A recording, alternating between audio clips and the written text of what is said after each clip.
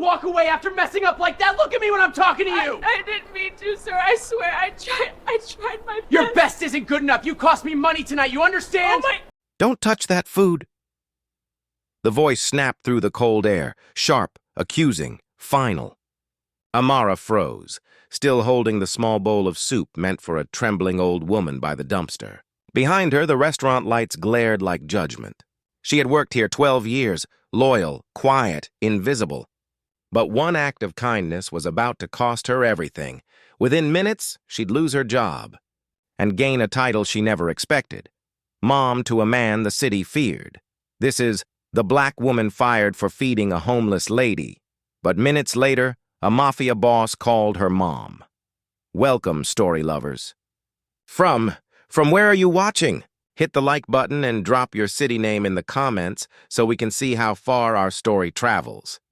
It was barely 7 a.m., and the smell of roasted coffee beans filled the air inside DeLuca's fine dining, a place where elegance lived in the details, polished silverware, spotless counters, and rules so strict even kindness felt like rebellion.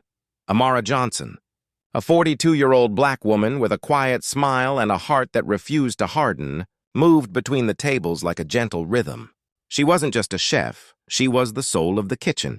For 12 years, she'd built her name through patience and perseverance, learning to survive in a world where her skin color spoke louder than her resume.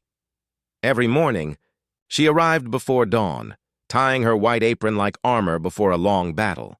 She didn't complain about the burn scars on her hands or the way her manager, Mr. Tate, called her the help when no one was around.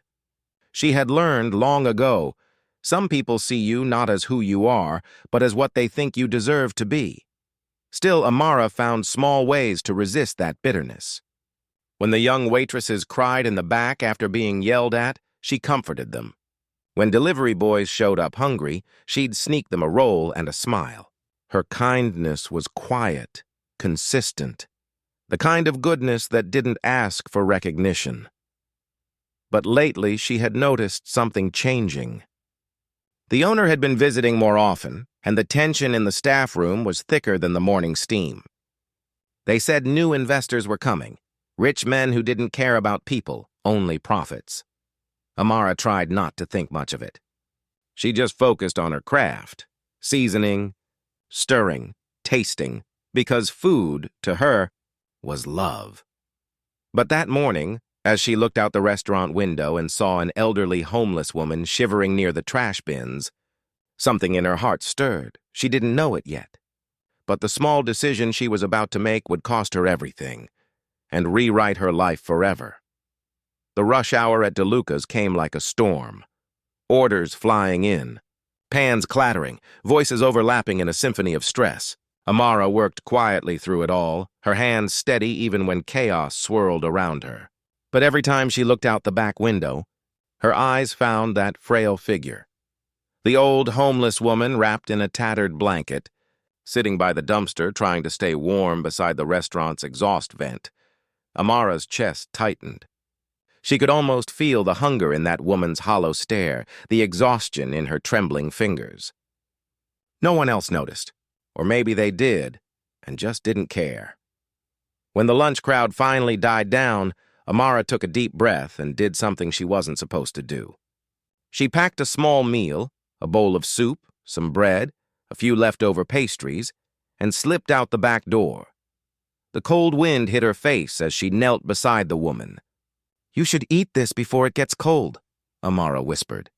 The woman looked up, startled, her cloudy eyes brimming with disbelief. "Are you sure?" she asked softly. Amara smiled. "I'm sure." It was a moment of quiet grace, one human seeing another. But grace in that world came with a price. "Amara!" The voice cut through the air like a blade. Mr. Tate stood by the door, his expensive coat and sneer as sharp as his tone. "What do you think you're doing?" Amara stood slowly, her heart pounding. "She was hungry, sir. I was just stealing food from the company kitchen?" he snapped. "Do you have any idea how this looks? Feeding a vagrant behind a fine dining establishment? Do you want customers to think we serve garbage to the homeless?" His words stung deeper than she expected. Around them, the kitchen staff had gathered, silent, watching. No one spoke up. No one ever did. I'll pay for it, Amara said quietly, her voice trembling but steady. Take it out of my check. Mr. Tate laughed, that cruel, hollow sound that came from people who had never known struggle. You think this is about money? This is about the image. You embarrassed this restaurant. Then, with a cold smirk, he said the words that shattered 12 years of loyalty. You're fired. The world seemed to stop. The woman by the trash bin tried to rise, her voice cracking. Please, sir! It wasn't her fault! But Mr. Tate didn't even look at her. He turned and walked back inside, slamming the door behind him. Amara stood frozen in the alley, holding the empty food container, her apron fluttering in the wind. The woman's frail hand touched her arm. Bless you, child, she murmured. Amara nodded, tears gathering in her eyes, not for herself, but for what the world had become.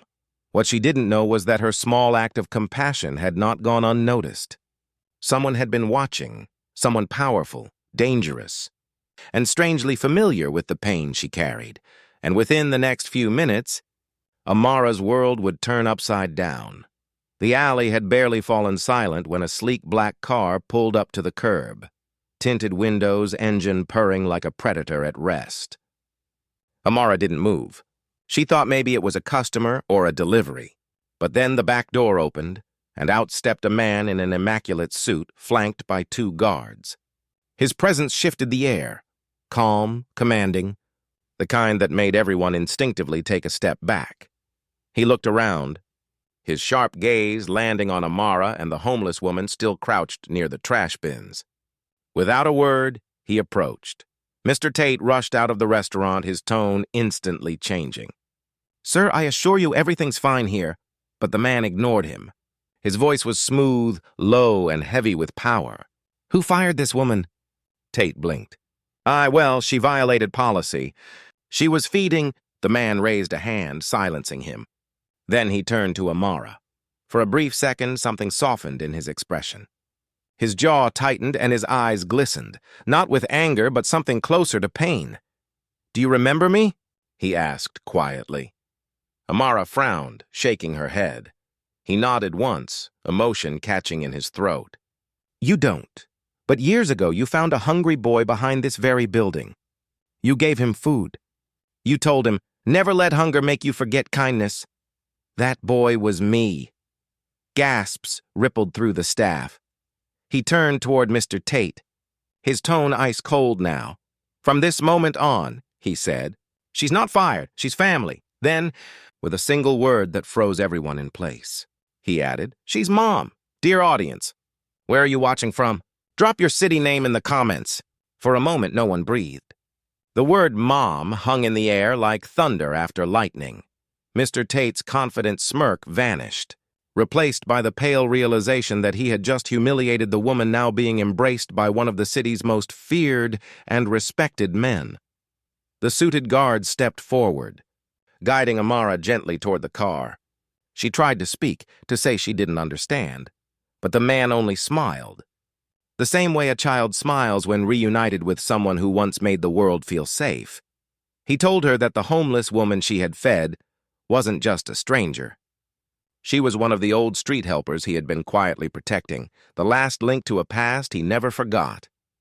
You showed me mercy when the world didn't, he said softly. Today you showed it again. That's not weakness. That's power. As the car drove away, Amara looked out the window, her reflection blurring in the city lights. For the first time, she wasn't thinking about the kitchen, or the insults, or the rules that made kindness feel like rebellion. She was thinking about the ripple of a single act, how feeding one hungry soul could rewrite destiny itself. By evening, word had spread through the city. The woman who was fired for feeding the poor was now under the protection of the most powerful man in town. And in a world obsessed with rules, her compassion had become her crown, because sometimes it's not wealth or power that defines greatness. It's the courage to care when no one else will. Thanks for watching.